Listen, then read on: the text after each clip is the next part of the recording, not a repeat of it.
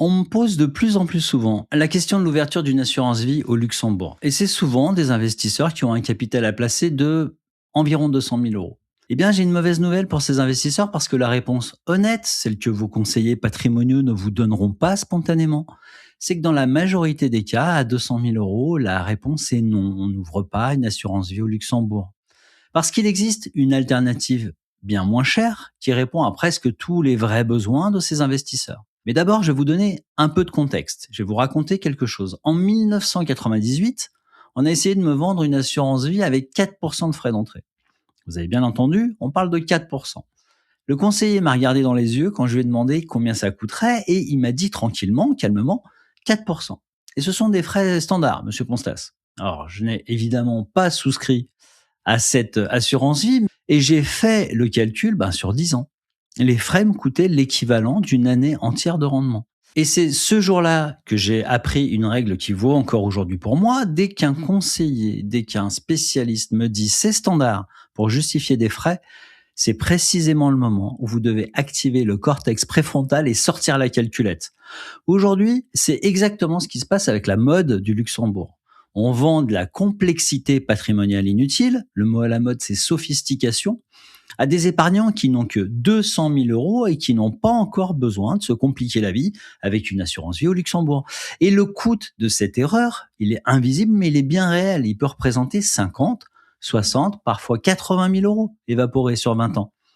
Dans cette vidéo, je vais reprendre les éléments du débat, parce que la vraie question n'est pas Luxembourg ou pas Luxembourg, mais plutôt qu'est-ce que vous cherchez vraiment et comment l'obtenir au coût le plus juste. Et je peux vous assurer qu'à la fin de la vidéo, vous aurez compris quelque chose que la plupart des Français qui ont un capital de 200 000 euros ignorent encore.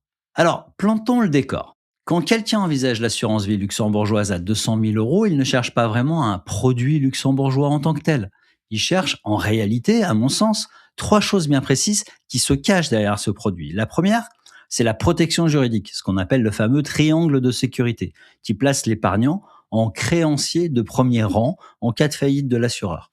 En France, vous êtes protégé jusqu'à 70 000 euros par contrat, alors qu'au Luxembourg, c'est l'intégralité de votre encours qui est cantonnée.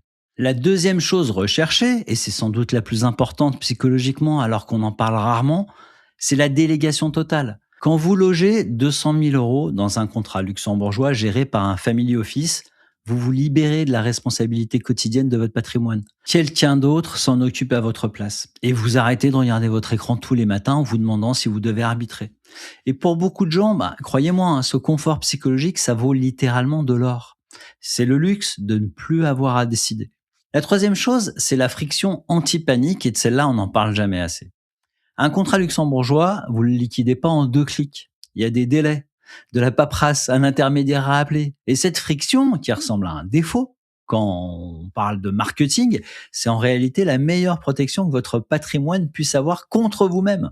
Et je vais y revenir dans 2 minutes avec une histoire qui m'a coûté très cher pour l'éviter justement. Maintenant, avant d'aller plus loin, je veux être totalement honnête avec vous. Ces 3 bénéfices, la protection juridique, la délégation totale et la friction anti-panique, ne sont pas des arguments idiots, loin de là. Ce sont de vrais bénéfices. Et pour certains profils d'investisseurs, à certains montants, ils justifient totalement le coût.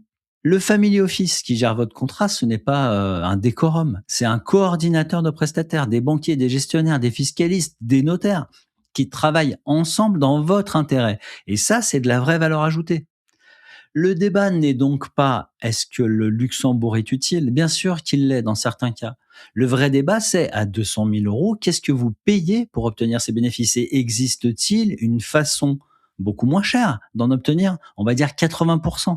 Maintenant, laissez-moi vous raconter le 15 septembre 2028. Lehman Brothers vient de faire faillite et j'ouvre mon compte titre avec un nœud à l'estomac, moins 8% en une journée. Mon doigt est littéralement posé sur la souris pour tout liquider et 14 ans d'investissement sont sur le point d'être balayés par 30 secondes de panique. J'appelle un ami qui investit depuis plus longtemps que moi et il me pose une seule question. Qu'est-ce qui a changé dans les entreprises que tu détiens depuis hier? Et là, j'ai dû reconnaître que rien n'avait changé. Le prix avait bougé, mais la valeur, elle, le sous-jacent, il était intact. Donc j'ai fermé l'écran, j'ai fait confiance à mon ami et 6 mois plus tard, j'avais récupéré ma perte. Si j'avais vendu ce jour-là, j'aurais cristallisé une perte d'environ 35%. Et sur un patrimoine financier qui était à l'époque modeste, c'était énorme. Or, ce qui m'a sauvé ce jour-là, alors c'est pas mon analyse, c'est un simple coup de fil qui m'a forcé à prendre 5 minutes entre l'impulsion et l'action. C'est ça la friction. Maintenant, imaginez la même situation, mais avec votre patrimoine logé dans un contrat luxembourgeois géré par un family office. Vous appelez votre gérant en panique. Il décroche et il vous dit calmement: Vous voulez liquider? D'accord. On lance la procédure. Comptez 3 à 4 semaines. 3 à 4 semaines de réflexion forcée pendant lesquelles le crash est déjà fini. Vous avez été sauvé par la lourdeur même que vous reprochez au système. Et c'est ça le vrai bénéfice psychologique du Luxembourg, celui dont aucune brochure ne parle jamais. Petite parenthèse au passage, si cette idée d'une lourdeur comme protection contre soi-même vous parle, sachez que c'est exactement le genre de mécanisme qu'on creuse en profondeur dans la formation gratuite La solution 10x10. Le lien est en description, c'est gratuit, on reprend tout de suite. Maintenant, parlons du revers de la médaille parce qu'il y en a un et il est massif. Sur un contrat luxembourgeois géré par un family office à 200 000 euros, voici ce que vous allez réellement payer chaque année, tout compris. Vous avez d'abord les frais de gestion du contrat lui-même, qui se situent entre 0,7% et 1,2%. Vous avez ensuite les frais de gestion sous mandat, c'est-à-dire la rémunération du family office, qui ajoute entre 0,8 et 1,5% supplémentaires. À ça, s'ajoutent les frais des fonds sous-jacents, qui prélèvent entre 0,5 et 1%. Et enfin, les honoraires du conseiller en gestion de patrimoine, qui sont souvent de 1% du montant investi à l'entrée. Au total, vous arrivez à un coût annuel récurrent compris entre 1,8 et 2,5% par an. Faisons le calcul ensemble. Imaginons 200 000 euros investis pendant 20 ans à 6% de rendement brut annuel. Avec 0,5% de frais totaux, typiquement c'est un PEA ou une assurance vie française avec des ETF. Eh ben, vous finissez à environ 580 000 euros. Avec 2% de frais totaux, typiquement le Luxembourg avec un family office, vous finissez à environ 445 000 euros. L'écart, vous le voyez, 135 000 euros qui partent en fumée. Et la chose terrible ici, c'est pas qu'ils sont perdus dans une crise, ni mangés par l'inflation, non. Ils sont juste prélevés tranquillement, pourcentage par pourcentage, année après année, dans la plus grande discrétion. Et pendant ces 20 ans, le triangle de sécurité que vous payez si cher, dans 99% des cas, vous n'en aurez jamais eu besoin une seule fois. La question devient alors: peut-on obtenir la délégation et la friction anti-panique pour beaucoup moins que 2% par an? Eh ben, la réponse est oui. Et elle s'appelle Harry Brown. Harry Brown était un investisseur américain qui s'est posé une question d'une simplicité désarmante dans les années 80. Comment construire un portefeuille qui protège mon patrimoine quoi qu'il arrive, en croissance, en récession, en inflation, en déflation, sans avoir à prédire l'avenir? Et sa réponse tient en 4 lignes. 4 classes d'actifs, à part strictement égales, rééquilibrées une fois par an. 25% en actions, typiquement un ETF S&P 500. 25% en obligations d'État à long terme. 25% en or, physique ou via un ETC. Et 25% en cash ou obligations courtes. Le principe est élégant parce que chaque actif est conçu pour briller dans un cycle économique différent. Les actions performent en période de croissance, les obligations longues performent en période de déflation, l'or performe en période d'inflation et le cash performe en récession. Il y a donc toujours quelque chose qui performe pendant que le reste souffre et c'est ce qui rend le portefeuille robuste face à n'importe quel scénario. Regardons les chiffres maintenant. Sur 30 ans glissants jusqu'à 2026.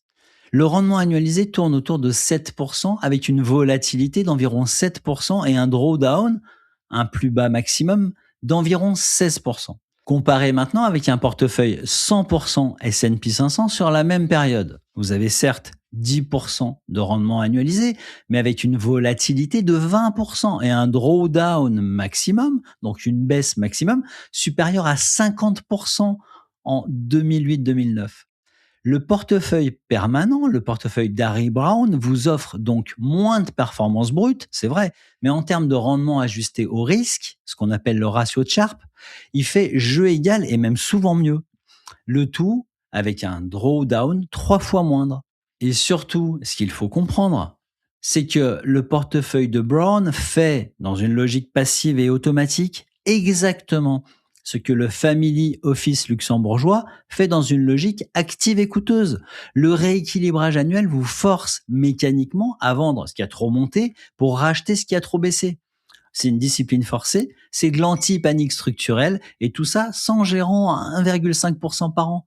Si vous êtes français, vous le mettez en place très simplement. Un ETF S&P 500 dans votre PEA pour la poche action, un ETF obligataire dans votre assurance vie française pour les obligations, de l'or physique ou un ETC dans votre compte titre et le fonds en euros dans votre assurance vie pour le cash.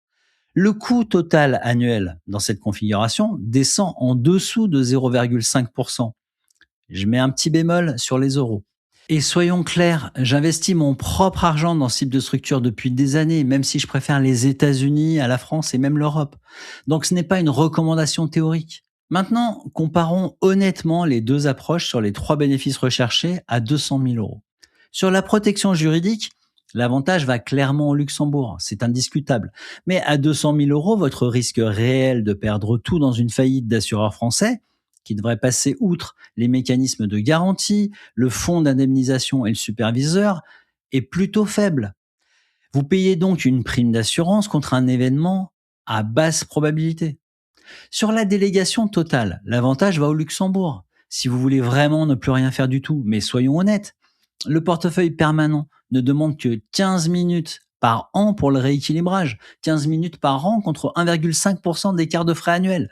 Faites simplement le calcul horaire et vous comprendrez que c'est probablement le tarif horaire le plus élevé du monde. Sur la friction anti-panique, c'est là que ça devient vraiment intéressant. Le portefeuille de Brown crée sa propre friction par le rééquilibrage discipliné. Parce que quand les actions s'effondrent, la règle vous dit d'en racheter, pas d'en vendre. C'est exactement ce qu'un family office ferait pour vous, sauf que c'est la règle elle-même qui vous protège et pas l'intermédiaire qui prélève 1,5% pour ça. Maintenant, je veux qu'on se rappelle quelque chose ensemble. Si vous avez déjà ouvert un contrat luxembourgeois à 200 000 euros parce qu'on vous l'a vendu comme le placement des gens sérieux, ce n'est pas de votre faute. Le problème, ce n'est pas vous. C'est qu'on a transformé la sophistication, le mot à la mode patrimonial, en marqueur de statut social. Et personne ne nous a jamais appris à comparer le coût réel d'une délégation avec le coût réel d'une discipline auto-imposée. Voici donc concrètement ce que vous pouvez faire à partir de demain. Si vous avez 200 000 euros et que votre vraie peur est de paniquer pendant un crash, structurez un portefeuille permanent de Brown sur PEA, assurance vie française et hors physique. Le coût total descendra sous 0,5% par an et l'économie réalisée sur 20 ans par rapport au Luxembourg tournera autour des 130 000 euros. En revanche, si votre vraie peur, c'est la responsabilité même de gérer, alors avant de payer 2% par an pour un family office, demandez-vous d'abord si vous ne pouvez pas l'automatiser à moindre coût. La gestion pilotée d'une bonne assurance vie française en ligne coûte entre 0,8% et 1,2% par an et elle vous donne 90% de la valeur ajoutée d'un family office. Et si malgré tout vous restez décidé sur le Luxembourg, alors ne le faites pas avant 250 000 euros mobilisables sur le contrat. En dessous de ce seuil, le calcul frais contre bénéfice est presque toujours défavorable. Et faites-le seulement si vous êtes mobile internationalement ou si vous comptez l'être à moyen terme. Récapitulons donc les trois choses essentielles à retenir. Premièrement, la vraie question n'est jamais Luxembourg ou pas Luxembourg, mais bien qu'est-ce que vous cherchez vraiment? La protection juridique, la délégation totale, la discipline anti-panique. Selon votre réponse, la solution change radicalement.